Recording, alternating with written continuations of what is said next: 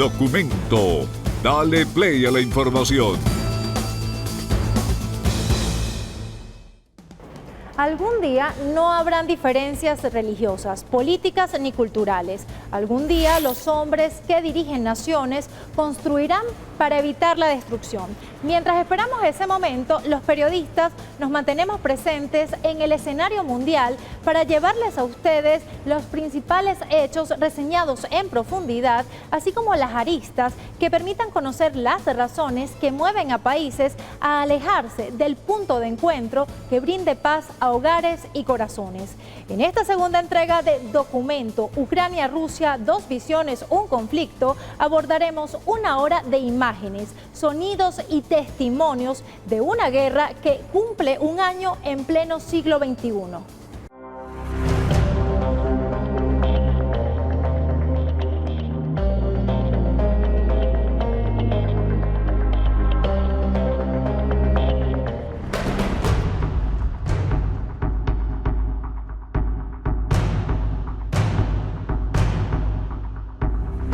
Ucrania-Rusia, dos visiones, un conflicto.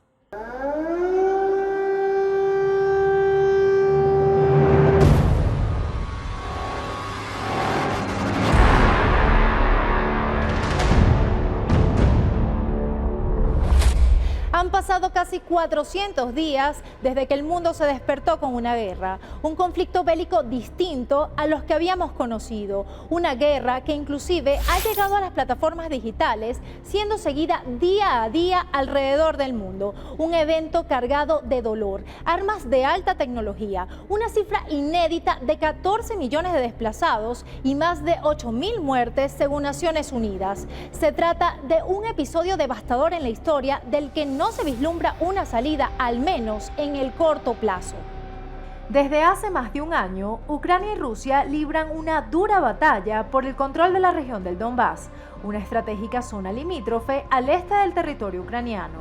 A pesar de ser consideradas naciones hermanas por los lazos culturales e históricos que les unen, sus relaciones comenzaron a experimentar momentos de tensión a raíz de la caída de la Unión Soviética en 1991. Pero su punto crítico llegó el 24 de febrero de 2022, cuando se inició un conflicto armado sin precedentes que ha cambiado el panorama internacional y que hasta el momento deja a su paso una estela de destrucción, muerte, dolor y consecuencias económicas. Denis Potapov nunca se imaginó el horror que le tocaría vivir. El día de empezar la guerra yo estaba en Kiev y había mucho ruido, algunos bombardeos, los aviones militares circulando en el cielo. Toda la gente estaba en pánico, teníamos miedo. El terror y la tensión reinan en el ambiente. La situación provocó la huida de miles de personas.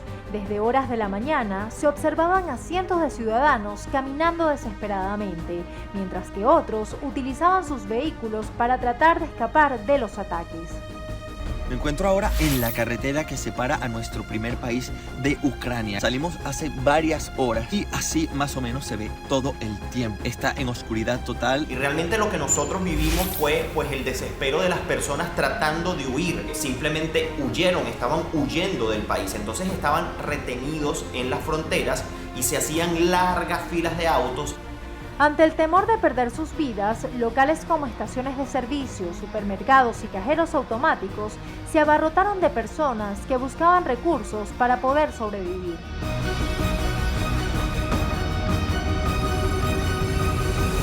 Era una cosa, dantesca.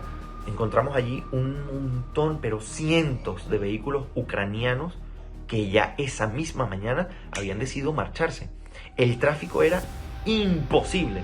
Las estaciones del metro o los sótanos se convirtieron en un hogar temporal de quienes buscaban refugio para protegerse de los misiles. Con estos bombardeos, el mundo revivió los horrores de la Segunda Guerra Mundial.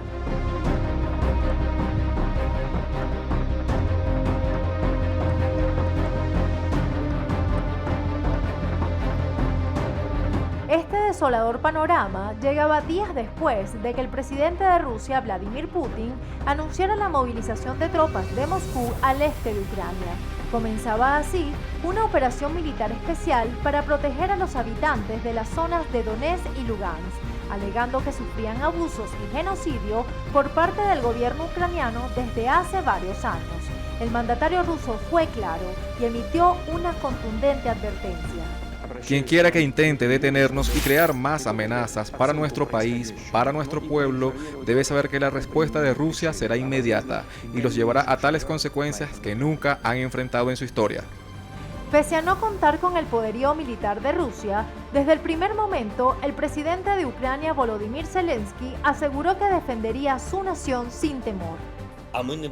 No tenemos miedo. Nada nos da miedo. No nos da miedo defender nuestro país. No nos da miedo Rusia. La historia de este conflicto no es nueva. Data del año 2014, cuando comenzó la crisis en la región del Donbass, donde la mayoría de sus habitantes son de origen ruso.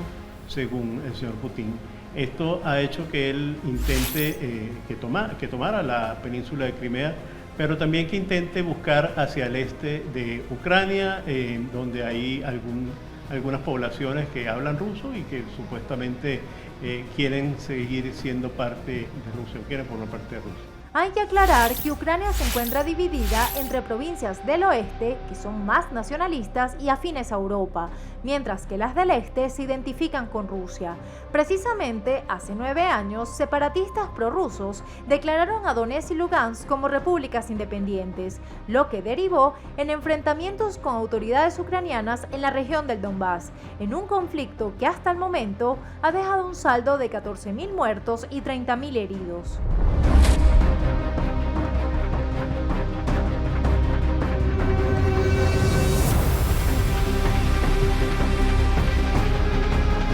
Para nosotros en ese momento era realmente triste y conmovedor ver a familias enteras intentando salir y que sus autos eran retenidos allí y no podían hacer nada.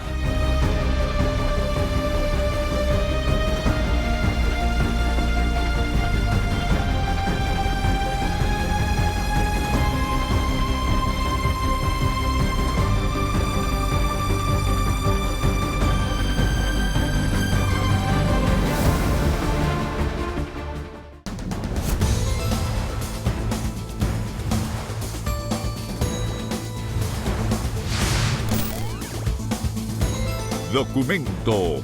Dale play a la información. Ucrania-Rusia. 2 visiones, un conflicto. Reportar durante un conflicto bélico implica riesgos para los periodistas, quienes se exponen con el fin de registrar lo que ocurre en el terreno. La situación en Ucrania ha cobrado la vida de varios corresponsales en el campo de batalla, lo que es considerado por instancias internacionales como crímenes de guerra. Los primeros 6 meses del conflicto representaron un panorama desolador para el ejercicio del periodismo. Durante ese periodo, 8 comunicadores fallecieron en diversos ataques cuando se encontraban en territorio ucraniano ejerciendo su labor. La ONG internacional Reporteros Sin Fronteras, dedicada a promover y defender la libertad periodística, destaca que 19 comunicadores sufrieron heridas, la mayoría por artillería o ataques con misiles. Y es que estar en la primera línea del combate implica peligros o desafíos para los profesionales de la comunicación. La periodista colombiana Celia Mendoza, reportera del medio estadounidense La Voz de América, se encontraba en Polonia, frontera con Ucrania, durante los primeros días del inicio de la guerra y contó algunos de los retos a los que se enfrentó. Yo describo mucho el trabajo del periodista como el de un bombero, o sea, tú corres a donde hay fuego y tratas de entrar y hacer las cosas allí. Entonces siento que en el momento no sientes temor, en el momento estás con adrenalina y estás trabajando. Cuando lo miras en retrospectiva te das cuenta que hay peligros a lo que pudiste estar expuesto, que de pronto en ese momento no los calculaste, que siempre existía esta amenaza de que algo podría suceder. En esas primeras semanas no había claridad de qué iba a pasar.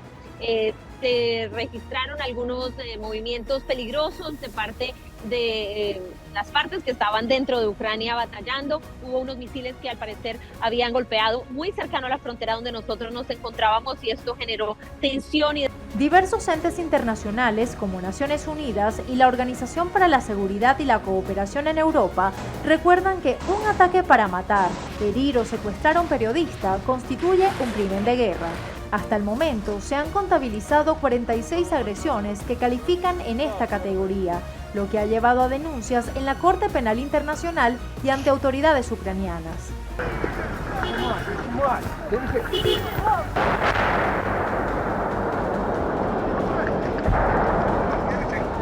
Mientras se cubre una guerra, son muchas las historias y momentos que pueden capturarse.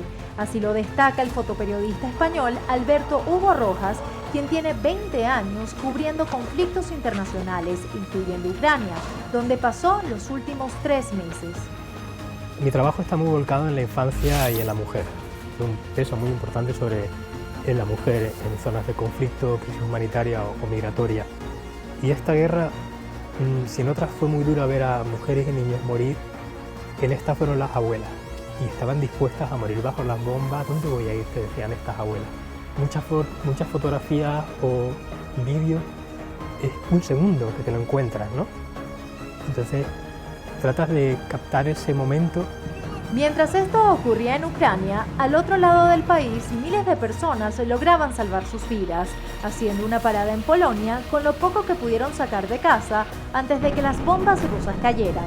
Otros decidieron trasladarse a naciones europeas más lejanas a este conflicto, con la esperanza de comenzar una nueva vida.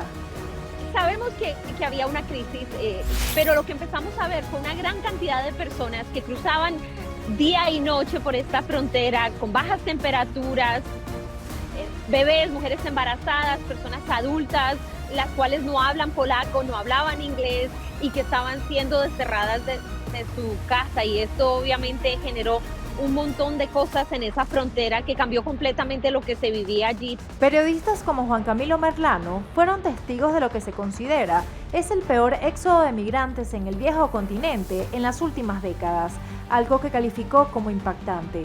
Entonces era ver a las mujeres solas con sus hijos, las señoras solas con los niños y cargando 2 o 3 maletas y a mucho, y pues naturalmente con los ánimos por el piso, muy afectados porque venían de un país en guerra donde en muchos casos les habían bombardeado sus casas, sus esposos o sus hijos se habían quedado en territorio ucraniano y no tenían mayor información de cómo estaban. De todas las personas que salían de allá, si en algo coincidían, era que estaban bajo una agresión, era que estaban agrediendo a su país, era que los estaban invadiendo. Aunque la imparcialidad y la objetividad son las premisas de todo comunicador, hay situaciones que mueven la fibra humana despertando la empatía. Son momentos que provocan reflexiones, sentimientos y pensamientos encontrados. Fue difícil en especial con los adultos mayores, con las viejitas que llegaban, muchas señoras que daban mucha ternura, en especial porque ellas no querían dejar su casa, ellos no entienden otro lugar y era muy difícil. Con los niños también fue algo muy duro, en especial porque muchos de ellos no entendían qué era lo que estaba pasando, pero a la hora de hablar tenían muy claro las bombas, tenían claro la destrucción, el temor de que lo que estaba pasando, pero este tipo de cosas no se olvidan y se mantienen, además porque a pesar de ser meses después de que terminas tu cobertura, te acuerdas de estos niños y de estas familias. Con todo eso había gente que llegaba con esperanza, llegaba con la frente en alto, y eso era una cuestión inspiradora para uno. ¿Cómo me voy a sentir yo mal o cómo me voy a sentir yo triste o bajo de notas si estoy viendo que esta gente está viviendo esta tragedia y llegan aquí con esperanza? Ante este estremecedor desplazamiento de ucranianos, la solidaridad se adueñó de los corazones de las naciones receptoras, que activaron refugios y puntos de recolección de ropa, enseres y alimentos para recibir con los brazos abiertos a quienes huyeron de una guerra que los tomó por sorpresa. Y es que en medio de la tragedia, sentir una mano amiga ayuda a sobrellevar las dificultades y a hacer más ligera la realidad que les ha tocado vivir.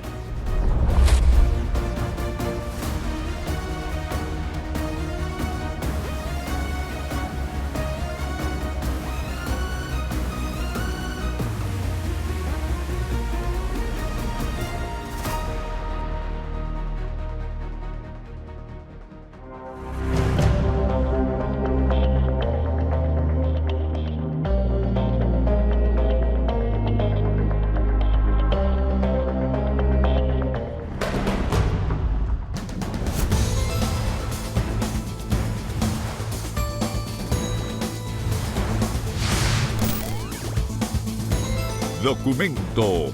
Dale play a la información. Ucrania-Rusia, dos visiones, un conflicto. Una guerra no solo involucra a las partes enfrentadas. En el caso de Rusia y Ucrania, la actuación de la Organización del Tratado del Atlántico Norte ha desencadenado la reacción de Moscú, mientras que para otros organismos, la OTAN hace lo correspondiente para garantizar la seguridad transatlántica. En 2008, Ucrania recibió el ofrecimiento de la OTAN para formar parte de esta alianza militar. Sin embargo, 15 años después, esto no ha sucedido, principalmente por las propias negativas del gobierno ruso, que alega que esto sería una invasión a su área de influencia política. No hay un más allá. Yo estoy prácticamente seguro, luego de estudiar el caso de la política exterior y de la geopolítica de Rusia, que no hay una intención de conquistar el oriente europeo militarmente. Lo que ha ocurrido con Ucrania es que han tocado directamente los intereses de Rusia. Putin mantiene una posición firme de que Occidente busca destruir su territorio, razón por la que continúa con su operación militar especial en Ucrania. La OTAN tampoco es una amenaza, la OTAN es una organización que busca defenderse de ataques extranjeros, pero no está planteado en ningún momento que haya un ataque de la OTAN hacia Rusia. La OTAN asegura no estar en guerra con Rusia, pero se ha posicionado a favor de Ucrania, dándole apoyo militar y humanitario, inclusive desplegando sus fuerzas en las fronteras del este europeo. So we have to take this seriously, and that's exactly why. Tenemos que tomarnos esto en serio, y eso es exactamente lo que estamos haciendo.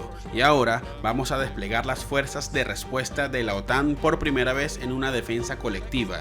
Y hablamos de miles de efectivos, hablamos de capacidades aéreas y marítimas. About air and maritime.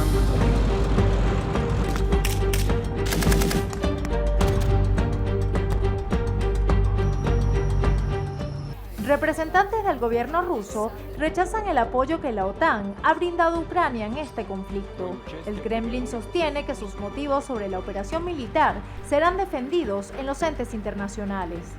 Cada pueblo, cada nación tiene completo derecho de defenderse frente a los desafíos, pero esto que están haciendo estos gobiernos del bloque militar, la OTAN, es una crimen verdadera, es una violación primero, si hablamos una violación de los contratos que firmamos en su momento para vender nuestras armas a ellos mismos. Por esto vamos a enfrentar todos nosotros en la ONU, en las organizaciones internacionales y también en campos de batalla en Ucrania, y si nos presionarán en otros lugares para lograr nuestros objetivos justos, verdaderos. Desde el día 1, no solo la OTAN utilizó su poderío militar para apoyar a Ucrania, la Unión Europea también se impuso al recurrir a sanciones económicas como un arma para contener el avance ruso. Proponemos más prohibiciones de exportación por valor de más de 11.000 millones de euros para privar a la economía rusa de tecnología crítica y bienes industriales. Proponemos controles en 47 componentes electrónicos que pueden usarse en los sistemas de armas rusos, incluidos drones, misiles y helicópteros. La primera economía del mundo no se quedó atrás. Estados Unidos impuso un poderoso paquete de restricciones a altos funcionarios y entidades financieras rusas para asfixiar su economía, además de desembolsar fondos que superan los 75.000 millones de dólares en ayuda militar para Ucrania. La agresión de Putin contra Ucrania acabará costándole caro a Rusia. Económica y estratégicamente nos aseguraremos de eso. Putin será un paria en la escena internacional. Entre tanto, otros países han sido más cautelosos ante los temores de repercusiones. Creo que para Rusia no ha sido positivo esta situación y lamentablemente Rusia tendrá que ver hasta dónde aguanta esa presión internacional.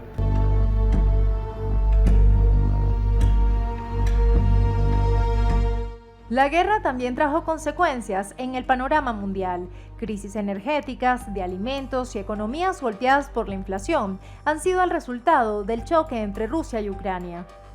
Esta guerra sin sentido ha repercutido en todo el mundo. Como resultado, los costos más altos de los alimentos y el combustible han profundizado la miseria a escala mundial.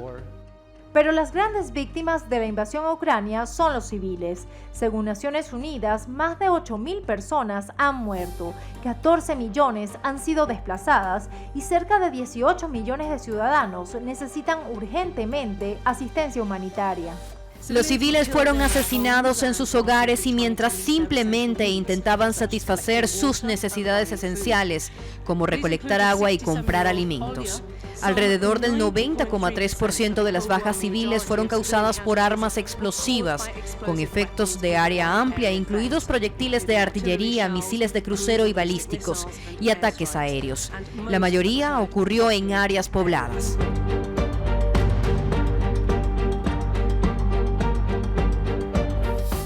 Estas crudas cifras son un reflejo de los casos documentados por la Organización de las Naciones Unidas, que advierte que el número real de víctimas puede ser mayor.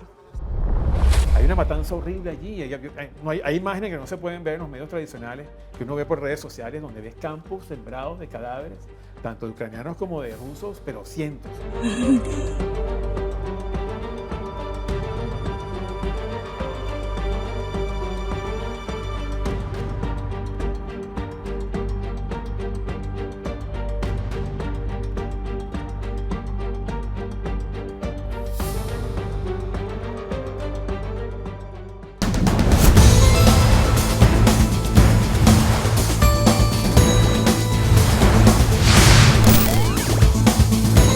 Documento. Dale play a la información. Ucrania-Rusia, dos visiones, un conflicto. Con la llegada de la era digital, la cobertura de los acontecimientos internacionales ha evolucionado. En 1991, la Guerra del Golfo marcó un hito histórico al ser el primer conflicto bélico televisado en directo. Luego de 31 años, el enfrentamiento entre Rusia y Ucrania marca un antes y un después, al ser la primera guerra en ser monitoreada minuto a minuto a través de las redes sociales. Con tan solo un clic, millones de personas en cualquier rincón del planeta pueden tener acceso a fotos, videos y declaraciones sobre lo que va sucediendo en este conflicto. Se trata de un acceso inédito que no ocurrió con guerras pasadas y con el que el público tiene la posibilidad de presenciar los hechos desde la perspectiva de quienes lo viven a diario. Esta es la primera guerra del siglo XXI que tiene una cobertura mediática las 24 horas del día, no solo por los canales tradicionales de noticias, sino desde el punto de vista de los usuarios, de los que están sufriendo esa guerra, ¿no? Vemos combates que están grabados en primer plano, por soldados que van a pie combatiendo, ves las imágenes, el sufrimiento de esos soldados, los disparos, escuchas las balas, escuchas las explosiones, ves víctimas grabando también desde sus casas el horror de la guerra, cómo los invade, cómo los asaltos y los ataques rusos destrozan ciudades completas en unos planos que nunca habíamos visto como espectadores. Medios digitales y redes sociales juegan un rol determinante al permitir la creación de matrices de opinión a favor o en contra de los involucrados en un conflicto. En buena parte del mundo salió desde el principio del conflicto una Ucrania que no tenía gran visibilidad en un planeta asociado por grandes capitales, pero que siempre había estado, digamos que en la mira de Rusia, y fue una gran artillería de propaganda a favor de dos ideas básicamente. Una, que los ucranianos iban a perder muy pronto, que avanzaba con rapidez las fuerzas rusas por una supuesta democratización de Ucrania, y que de alguna manera Zelensky era un irresponsable al enviar al mundo a esta confrontación.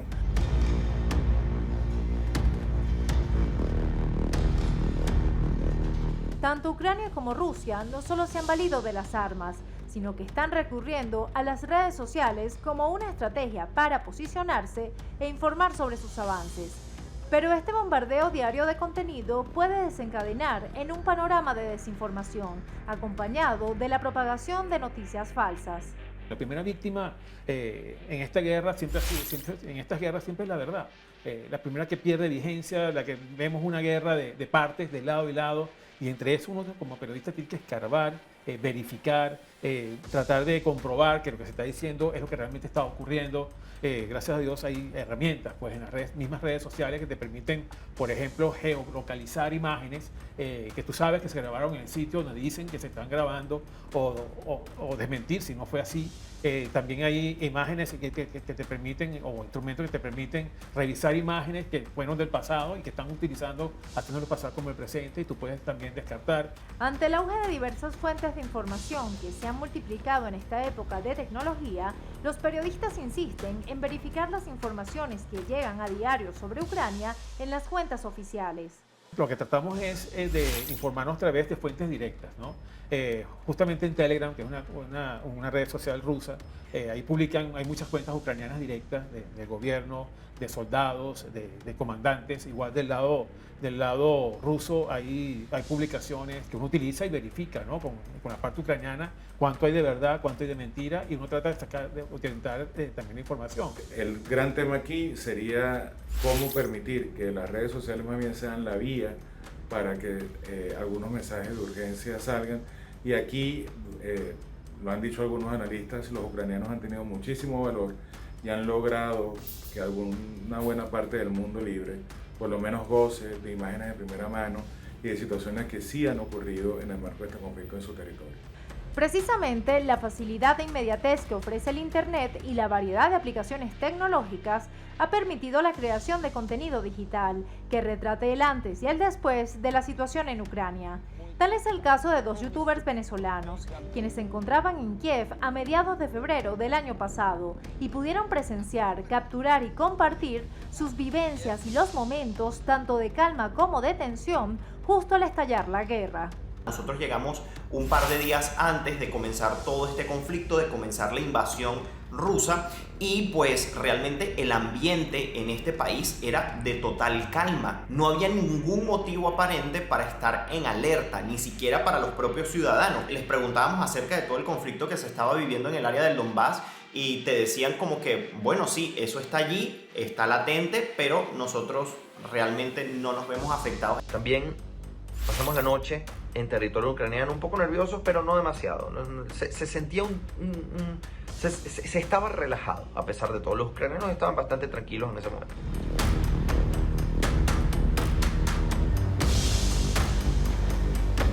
Esta relativa paz que se vivía en Ucrania cambió de la noche a la mañana. Los anuncios rusos encendieron las alarmas en estos viajeros, quienes no dudaron en salir del país para evitar ser alcanzados por misiles y bombas. En nuestra mente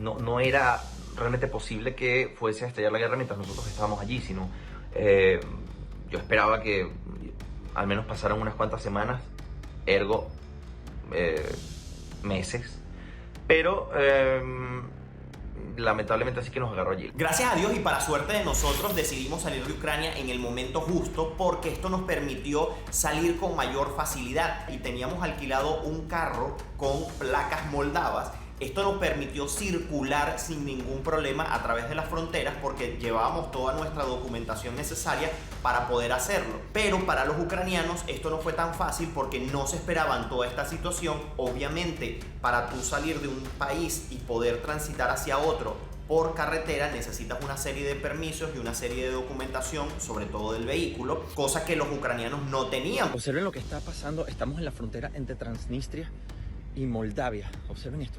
Han detenido a todos los carros que vienen de Ucrania. Eso que vieron allá atrás era una fila larguísima de autos ucranianos que están escapando. O sea, ya estamos viendo apenas unas horas después las consecuencias del ataque ruso en Ucrania. Quienes se quedaron en Ucrania tuvieron que aprender a vivir en medio de una situación bélica y un año después sus ánimos han decaído, mientras algunos rusos esperan una pronta solución a este conflicto. Suenan alarmas todos los días, casi todos los días, ¿vale? Algunas veces 2 o 3. La gente está muy preocupada, muy agobiada y cansada de todo eso. No se puede vivir tranquilo y normal. ¿Vale? Hay toques de quedas, como está prohibido salir a la calle después de las 11. Todos los locales cierran a las 10, entonces no hay ni fiestas ni nada. El humor total de la gente sigue siendo deprimido y no sé cuánto se puede soportar más. El tema de la guerra es muy complicado porque creo que para todos, para gente de Rusia, para gente de Ucrania, claro, y yo siento muy triste de este tema, preocupa mucho con mi familia y todo este tema, pero ojalá estar mejor cada día con este tema, esta situación en Rusia y en todo el mundo, y espero que ojalá todo esté mejor. Las decisiones del gobierno de Rusia no solo han tenido repercusiones en los ucranianos, la población rusa también se ha visto afectada por las consecuencias de sus acciones. Con nuestro nivel social y nuestra económica, ahora vivir en Rusia ahora más difícil porque tenemos muchas sanciones de otros países para comprar medicina, para comprar cosas diferentes en tienda, para comer, por ejemplo. Y ahora es más difícil buscar trabajo. Empresas no quieren trabajar con rusas porque ellos no quieren hacer un conflicto internacional. Y por eso ahora es como soy rusa y es más difícil buscar trabajo.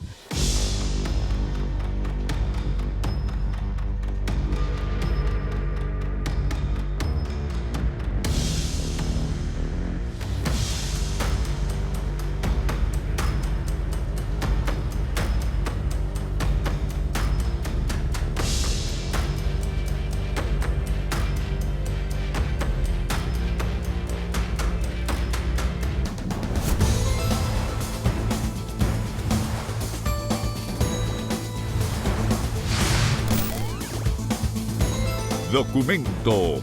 Dale play a la información. Ucrania-Rusia. 2 visiones, un conflicto. A un año de la guerra, las hostilidades en el terreno no cesan. La contienda entre las tropas rusas y ucranianas cada vez es más feroz y cruenta, especialmente en zonas como la ciudad de Bakhmut, donde la batalla ha sido la más larga de este conflicto. En los últimos 6 meses, ambas partes libran una lucha por el control de esta urbe al este de Ucrania, que ha quedado devastada por los ataques y bombardeos. No sé cómo decirlo. Es una situación difícil, pero defendemos esta ciudad. Disparamos desde 3 kilómetros, pero a veces 100 o 150 metros cerca de los soldados rusos. De las 70.000 personas que residían allí, apenas quedan unos 3.000 habitantes que decidieron quedarse y que se enfrentan a duras condiciones mientras intentan sobrevivir. Estoy hablando con Dios todo el tiempo y rezando. Es mejor si se termina lo antes posible y mis hijos pueden volver a casa.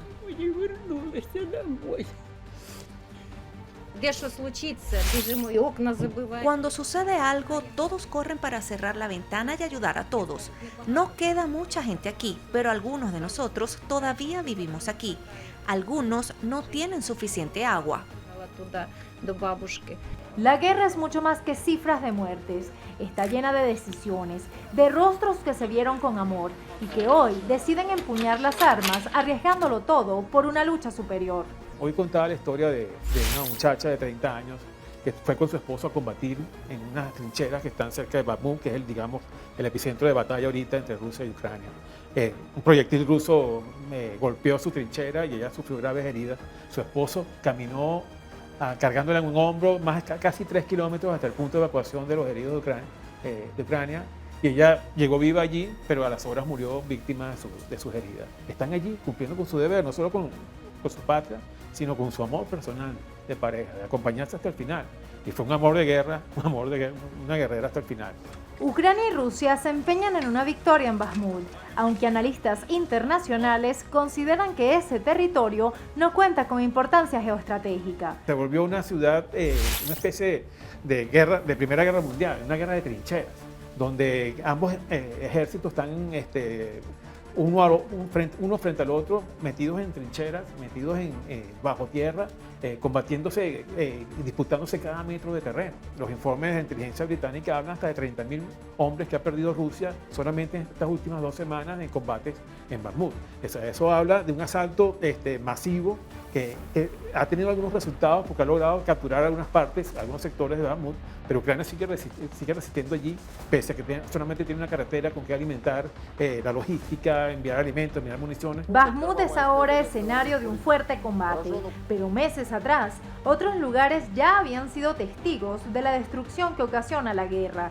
Tal es el caso del bombardeo ruso al teatro de la ciudad de Mariupol, que servía de refugio a cientos de civiles y en el que se perdieron 300 vidas. Mientras que las fosas comunes y cadáveres hallados en las calles de la ciudad de Bucha también quedaron grabadas en la memoria de quienes lo vieron. No puede olvidarse la caída de misiles en una estación de trenes en Kramatorsk, que dejó al menos 50 fallecidos.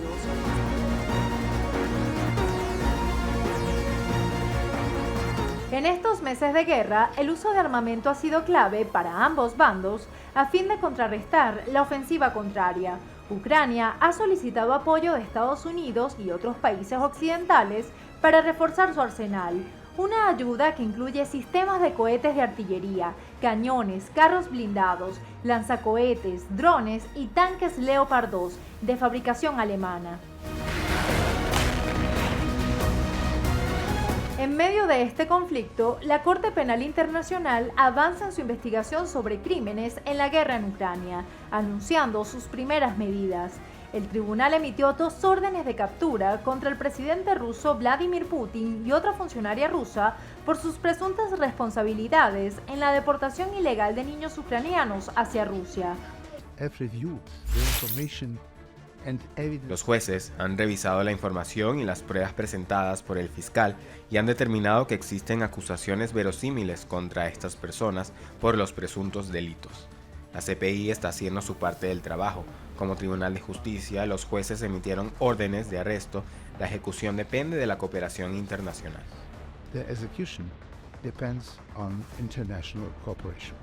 Entre tanto, Rusia restó importancia a esta decisión, que consideró como indignante y nula desde el punto de vista legal. Rusia no forma parte del Estatuto de Roma de la Corte Penal Internacional, de modo que no tiene ningún compromiso al respecto. Rusia no coopera con dicho organismo y las posibles órdenes de arresto emitidas por la Corte serán para nosotros jurídicamente nulas. En paralelo a estas pesquisas de la Corte Penal Internacional, continúan los intentos por hallar una negociación para detener la guerra. Precisamente, China recientemente presentó un plan de paz que busca el cese de hostilidades y el respeto a la soberanía de las naciones enfrentadas. La crisis de Ucrania ha llegado a un momento crítico. Necesitamos hacer una elección o detener las hostilidades, restaurar la paz y buscar un acuerdo político, o alimentar el fuego, expandir la crisis y dejar que la situación se salga de control. Desde la perspectiva rusa, califican como prudente y serio el plan de paz de la nación asiática.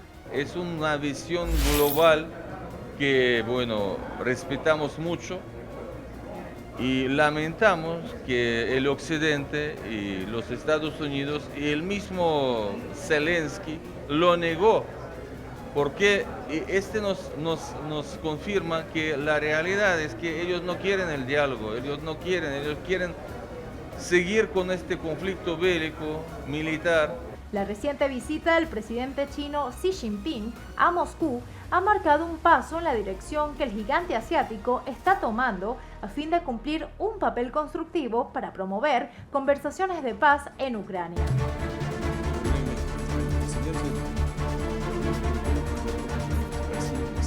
A un año de la guerra, los líderes de Rusia y Ucrania ratifican sus posiciones en este conflicto. Paso a paso, cuidadosamente y consistentemente, resolveremos las tareas que enfrentamos. Mientras tanto, hicimos todo lo posible para resolver este problema por medios pacíficos. De una forma u otra, liberaremos todas nuestras tierras. Aguantamos, no fuimos derrotados y haremos todo lo posible para obtener la victoria este año. Durante este año, varios países han mediado para conseguir la tan anhelada paz. Sin embargo, de momento, estos esfuerzos han resultado infructuosos. El mundo espera conseguir una solución pronta a este conflicto. Gracias por habernos acompañado en esta entrega de Documento. Soy Estefanía Yambalvo. Será hasta una próxima oportunidad.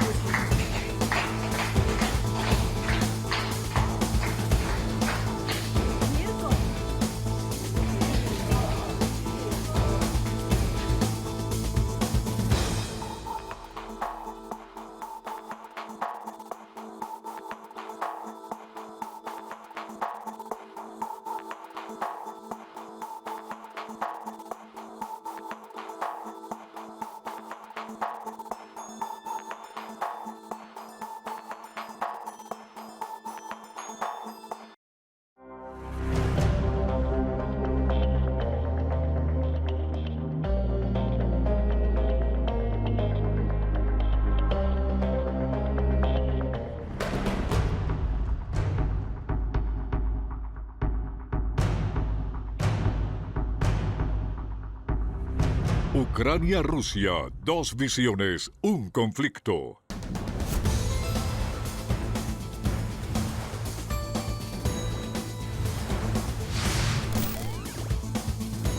Documento.